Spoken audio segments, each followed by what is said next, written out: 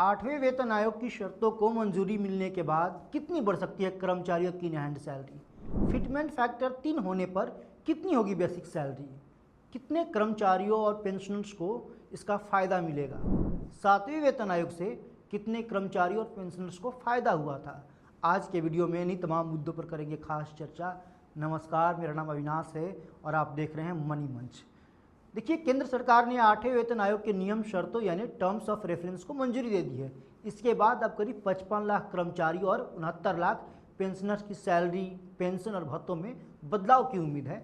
Video में आगे बढ़ने से पहले ये समझ लेते हैं कि फिटमेंट फैक्टर्स होता क्या है और ये जरूरी क्यों है। मान लीजिए किसी कर्मचारी की बेसिक सैलरी 20,000 रुपये है और नया फिटमेंट फैक्टर 2.5 तय किया जाता है, तब नया जो वेतन होगा वो 20,000 गुना 2.5 यानी तकरीबन 50,000 रुपये होगा। फिटमेंट फैक्टर दरअसल एक मल्टीप्लायर है जिसका इस्तेमाल केंद्रीय कर्मचारियों के और पेंशनर्स के बेसिक सैलरी को रिवाइज करने के लिए किया जाता है। नया सैलरी स्ट्रक्चर तय करने में इसकी बहुत अहम भूमिका होती है। आठवें वेतन आयोग के लिए केंद्रीय कर्मचारियों, यूनियनों और एसोसिएशंस ने फिटमेंट फैक्टर को और बेसिक पे को बढ़ाने की मांग की थी।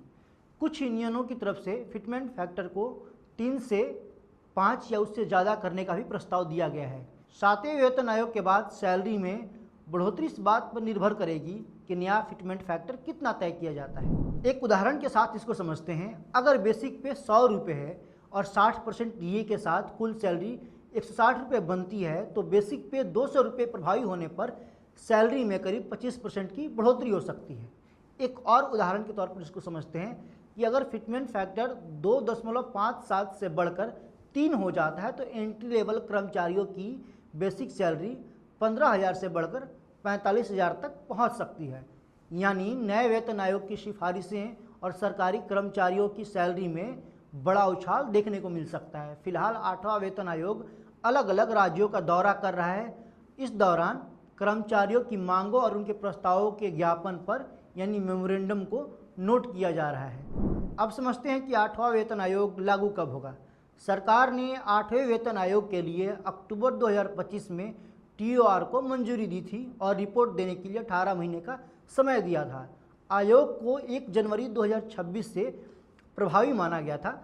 अंतिम रिपोर्ट जो आखिरी रिपोर्ट जो है जून जुलाई 2027 तक आने की संभावना है। रिपोर्ट में देरी होने पर कर्मचारियों को बड़ा एरियर मिलेगा। फिलहाल कर्मचारी संगठन बेहतर फिटमेंट फैक्टर और रिटायरमेंट से जुड़े फायदों की मांग कर रहे हैं, जबकि अंतिम फैसला सरकार के वित्तीय स्थिति पर निर्भर करेगा। यानी जैसे देश के फाइनेंशियल कंडीशन होंगे उस तरीके से बढ़ोतरी की जाएगी। ऐसे ही और अहम जानकारी के लिए जुड़े रहें मनी मंच के साथ और हमें लाइक करें, सब्सक्राइब करें, शेयर करें।